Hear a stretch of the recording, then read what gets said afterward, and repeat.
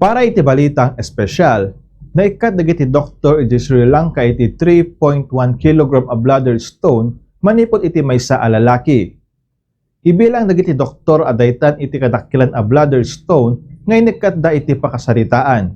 Tinasaong operasyon ti pasyente ket naikat da iti bladder stone at ti kadagsen na ket maysa a maladaga ken ti kadakkel na ket kapada na iti iklog ti ostrich.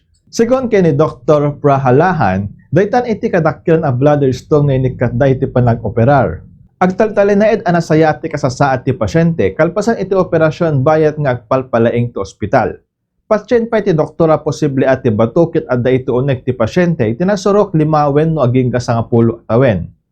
Mabukel ti bladder stone no dagiti mineral ti urine crystallize ket mabuo. No dumakkel day tagit iso ti rason, amarigatan ti pasyente nga obisbo.